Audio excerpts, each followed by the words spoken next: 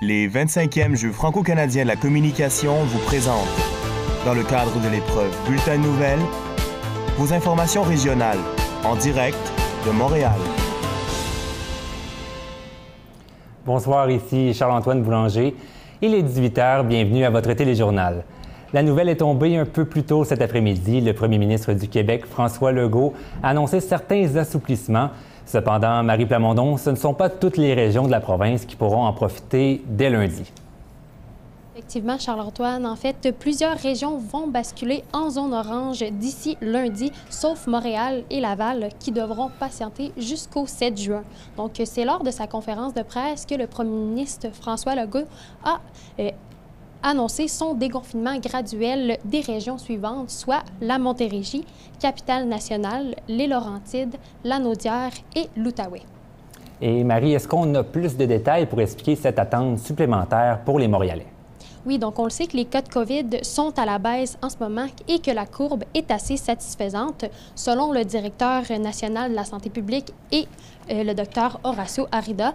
Donc, on le sait que dans les derniers jours, il y a 150 cas qui ont été déclarés au cours des 4 derniers jours, mais la tendance récente est assez, la tendance est assez récente pour l'assouplissement en région, donc ça serait trop fait d'avance. Donc, le plan de déconfinement, on rappelle aussi que c'est fait en plusieurs étapes. Donc, on demande aussi aux citoyens, c'est un moyen pour demander d'éviter les rassemblements illégaux, par exemple, comme on a pu le voir dans les derniers jours sur des plages à travers le Québec. Et maintenant, à quoi pourront s'attendre les Montréalais lors du passage en zone orange le 7 juin prochain? Oui, donc on le sait, les assouplissements en zone orange, ça passe par l'ouverture des salles à manger, qui c'est tant attendu pour la population, l'ouverture des gyms et des activités de loisirs. Et on le sait aussi qu'à partir du 28 mai, c'est la levée du couvre-feu, donc c'est vendredi, la fin du couvre-feu, l'ouverture des terrasses extérieures et les rassemblements de 8 personnes seront permis aussi en zone orange. Bien, merci beaucoup, Marie, pour tous ces détails. La tendance des nouveaux cas de COVID-19 est bel et bien à la baisse si on se fie au plus récent bilan. Le Québec rapporte aujourd'hui 346 nouveaux cas de contamination. Rappelons qu'un bilan aussi bas n'avait pas été atteint depuis la fin du mois de septembre. On compte également 6 décès supplémentaires, tous survenus entre le 18 et le 23 mai. De leur côté, les hospitalisations sont en diminution. On en compte 9 de moins par rapport à la veille. Plus précisément, ici même à Montréal, ce sont 114 nouveaux cas de COVID-19 qui s'ajoutent. Maintenant, on rejoint notre collègue Camille Gosselin. Camille, après la fermeture soudaine du pont de l'Île aux Tourtes jeudi dernier et enfin de la lumière au bout du tunnel pour les Montréalais, un plan de réouverture vient justement d'être annoncé. Exactement, Charles-Antoine. Donc, un petit peu plus tôt cet après-midi, le ministre des Transports, M. François Bonnardel, a annoncé un plan de 3 semaines pour permettre la réouverture du pont de l'Île aux Tourtes. Lors du point de presse, oui, il était accompagné de sa ministre déléguée, Mme Chantal Rouleau, et ils ont mentionné qu'une voie dans chacune des 2 directions seront ouvertes dès le 31 mai prochain. Par la suite, au fil des semaines, ce seront là, des gains là, un petit peu tranquillement pour finalement là, permettre le retour à la normale pour les automobilistes le 21 juin prochain. Donc, une réouverture certainement très attendue par les Montréalais parce que, Camille, il y a de nombreux inconvénients reliés à la fermeture du pont de l'Île aux Tourtes. Oui, ce fut en effet là, tout qu'un casse-tête pour de nombreuses familles, car 30 écoles du Centre de services scolaires des Trois-Lacs ont dû fermer leurs portes jeudi dernier. Cependant, on a annoncé que dès ce mercredi, toutes ces écoles pourront rouvrir. Certaines le feront en présentiel, alors que d'autres devront poursuivre en ligne. À cela s'ajoutent bien évidemment là, de nombreux embouteillages importants dans les autoroutes 20 et 30, puisqu'il y avait la redirection de la circulation vers ces grandes autoroutes. Et avec toutes ces perturbations, à quand les gens à la maison pourront-ils espérer circuler sur un nouveau lien entre l'île de Montréal et la Montérégie? Selon le ministre des Transports, le début des travaux pourra aller à la fin de l'année 2023 ou même quelques mois avant, là, selon le projet. Puis, somme toute, la fin de la des travaux sont prévus pour les années 2026 et 2027. D'ici là, bien évidemment, le pont de l'île aux Tourtes sera entretenu. Lui qui a été, on se rappelle, là, mis en service en 1965. Il sera donc entretenu pour assurer là, une route confortable et sécuritaire pour tous les Montréalais. Oui, donc des travaux très attendus. Merci beaucoup, Camille.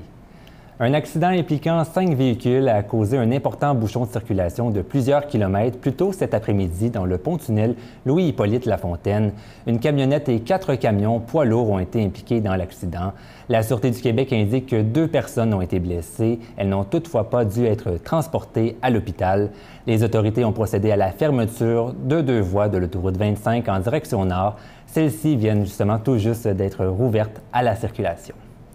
Pour l'instant, dans un tout autre registre, on va se parler du conflit israélo-palestinien. Et pour nous éclairer à ce sujet, on joint à l'instant Sami Aoun, professeur titulaire à l'École de politique appliquée de l'Université de Sherbrooke et directeur de l'Observatoire sur le Moyen-Orient et l'Afrique du Nord à la chaire Raoul Dandurand en études stratégiques et diplomatiques.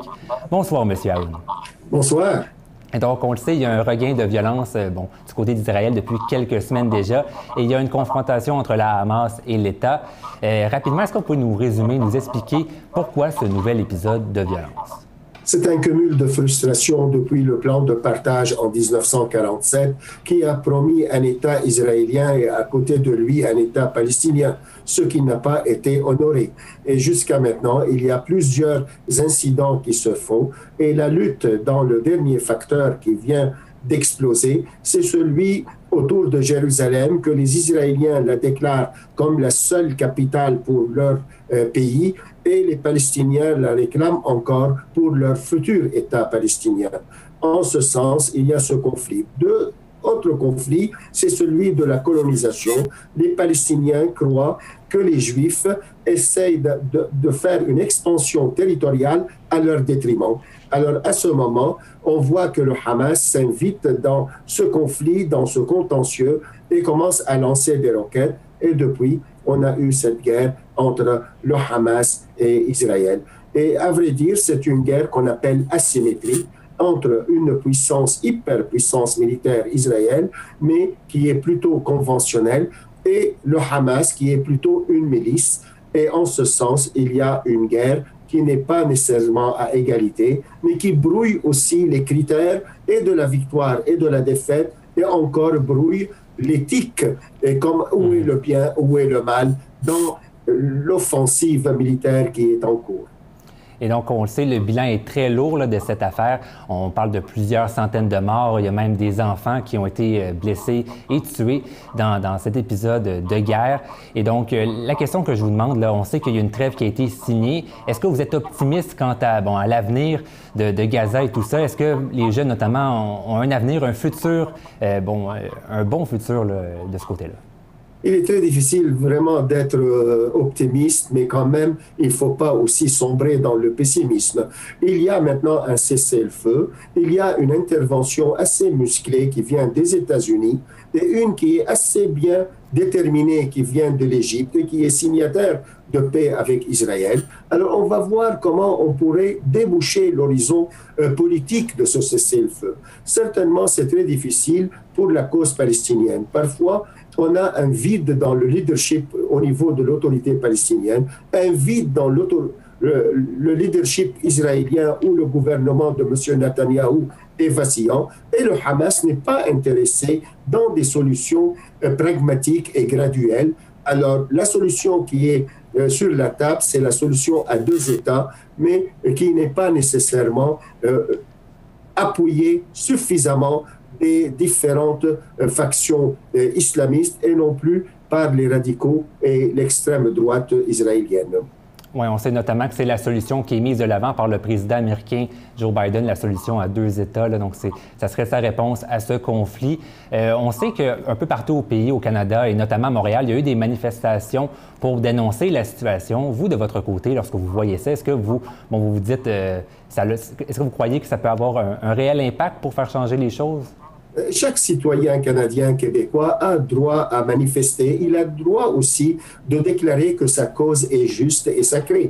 Mais il n'a aucunement le droit de propager une culture de haine et d'exclusivisme et non plus de recourir à la violence contre un autre citoyen qui ne partage pas sa conviction, qu'elle soit religieuse ou idéologique. En ce sens, les autorités québécoises devraient imposer la loi et devraient, par les institutions justes et équitables, essayer d'entamer un dialogue pour consolider la citoyenneté québécoise, la loyauté à ce vivre ensemble dans lequel toutes les communautés trouvent leur intérêt certainement. Oui, en effet, c'est un droit de manifester. Merci beaucoup, M. Aoun, d'avoir pris le temps de nous parler ce soir. Je vous en prie. Et donc, quelques centaines de personnes ont manifesté ce midi au Centre de commerce mondial situé au centre-ville de Montréal. Les manifestants réclament plus de ressources et un rehaussement des conditions de travail des employés de l'État québécois. Ce sont 6 organisations syndicales qui se sont unies et qui espèrent ces changements. Rappelons que les conventions collectives des secteurs publics et parapublics sont échues depuis déjà 1 an. Et il y a un autre endroit au centre-ville où il risque d'y avoir de l'action. Éloi Quinton, le Canadien, est de retour dès ce soir pour le match numéro 4 de leur série face aux Leafs au Centre Bell. Oui, en fait, au lendemain de leur défaite très serrée de 2-1 subie lors du 3e affrontement de cette série 4-7, les Canadiens de Montréal retrouvent à nouveau Toronto pour cet affrontement qui va s'avérer crucial dans cette série 4-7 du premier tour des séries éliminatoires de la Ligue nationale de hockey. Tirant maintenant de l'arrière 2 parties à 1, on vient tout juste d'apprendre que l'entraîneur-chef Dominique Ducharme n'effectuera aucun changement à sa formation, ce qui veut donc dire que Cole Caulfield et Jesperi Kotkaniemi seront à nouveau de l'alignement. Plusieurs partisans souhaitaient voir le début d'Alexander Romanov au sein de la formation. Eh bien, ça devra attendre. Rappelons que cette série 4-7 devra s'amener jusqu'au 6e match, si on l'espère voir des partisans au Centre Bell, soit le nombre de 2500, le match qui serait présenté samedi à Montréal. Et dans la LHJMQ, c'est ce soir qu'on va connaître la tête d'affiche de la finale de la Coupe du Président. Oui, donc à l'occasion de ce match ultime entre les Tigres de Victoriaville et les Highlanders de Charlottetown, qui eux ont été champions de la saison régulière. Donc le vainqueur de cet affrontement ira en finale rejoindre les Foreurs de Val-d'Or à l'occasion de la finale de la Coupe du président de la Ligue de hockey junior majeur du Québec. La finale aura lieu évidemment au Centre Vidéotron à Québec et à l'occasion des matchs 2 et 3, il se pourrait qu'il y ait 2000 partisans dans les estrades. Et en terminant très rapidement, Éloi, une autre triste nouvelle pour Bianca Andreescu. Oui, après avoir remporté 2 matchs lors du dernier tournoi de préparation en vue des internationaux de France, le tournoi de Roland-Garros, Bianca Andreescu a dû déclarer forfait durant une blessure aux abdominaux. Mais bon, elle a mentionné qu'elle serait présente à Roland-Garros, mais vu son historique très chargé en matière de blessures, on espère la voir sur les cours de tennis à Paris, le tournoi qui va débuter la semaine prochaine. Bien, merci beaucoup, Éloi, pour ce compte-rendu. Merci. Ce soir, à Montréal, les températures pourraient baisser aux alentours de 13 degrés. Un faible risque de pluie est présent. Demain, le maximum prévu est de 30 degrés. On prévoit aussi des averses ou des orages. Sur ce, c'est ce qui complète votre bulletin d'information. Pour ne rien manquer de l'actualité, rendez-vous au ici.radio-canada.ca. De la part de toute l'équipe, merci d'avoir été des nôtres. Bonne soirée.